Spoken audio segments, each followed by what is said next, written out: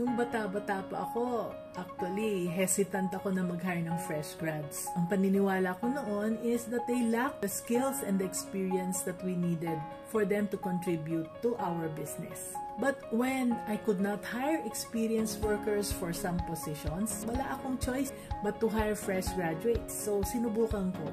And after giving a few promising candidates a chance, I was pleasantly surprised na napaka-enthusiastic pala nitong mga fresh graduates. Meron silang mga fresh na pananaw, fresh perspectives, and they are very eager to learn.